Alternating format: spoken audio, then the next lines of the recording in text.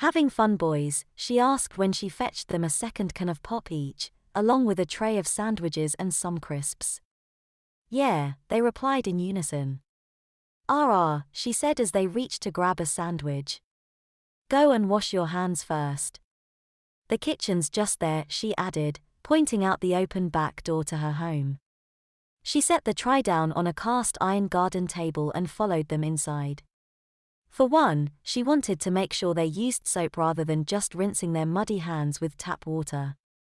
And aside from that, she wanted to make sure they ventured no further inside her home than the kitchen.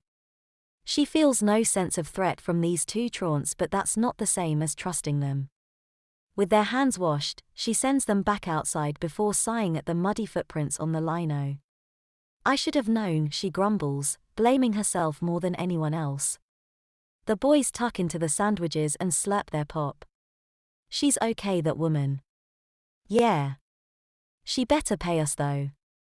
She will. My mum's gonna go bonkers when she sees the state of my uniform. Mine too. Andrew said. I stink of wood smoke too, he added, sniffing his collar.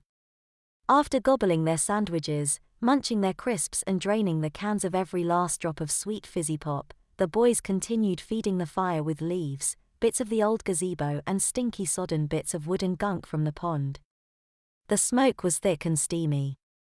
The fire reduced to a smolder, and when the lady came to collect their empty tray and cans, they suggested pouring some petrol or paraffin on the fire to get it going again. Oh my word, no. That's far too dangerous, she says, before complimenting their hard work so far. Since the fire's all but done for, she suggests they clear the rest of the debris from the pond, dump it by the fire pit where it'll eventually dry out, then after getting cleaned up, it would be more or less home time and therefore a good time to go. You're still gonna pay us, aren't you, Mrs.? William asked. Of course. You've done well.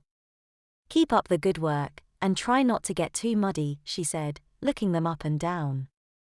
Their shoes are covered in the stuff. Spatters and splats pepper their trousers. There's pond gunk on their sleeves and even in their hair. Bit too late for that. Andrew retorts. My mum's gonna go bananas. Well, I'll try to get you both cleaned up as best I can, she replied. An hour or so passed.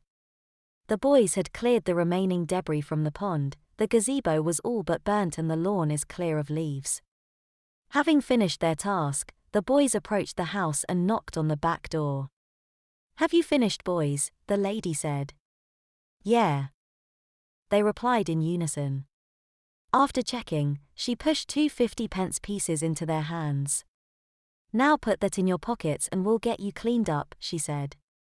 Shoes off before you come inside, she insisted. I'm not going to make that mistake again. Yeah.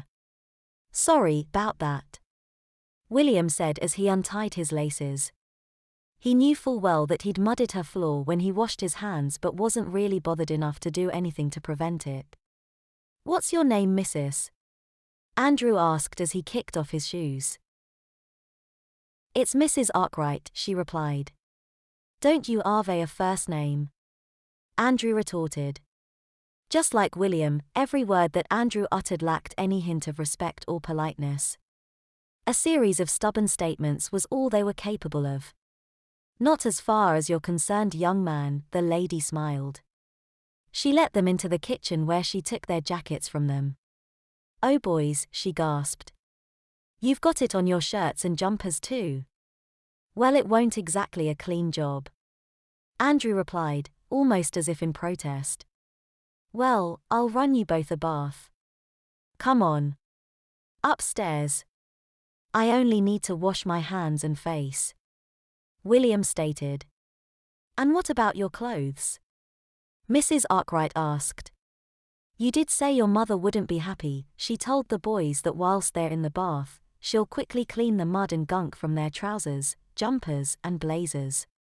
They'll take an hour to dry, and you can tell your mothers that you were at an after-school club if you're late home, she suggested.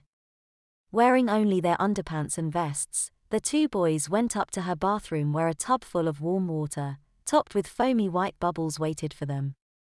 Mrs. Arkwright followed. Me first, Andrew blurted as he bounded into the bathroom, pushing the door shut behind him. Oi, he yelped as the door opened whilst he was stepping out of his underpants. You've got nothing we haven't seen before, Mrs. Arkwright replied as she marched William into the bathroom. In you get, she said. Andrew quickly sunk himself under the bubbles. You too, William.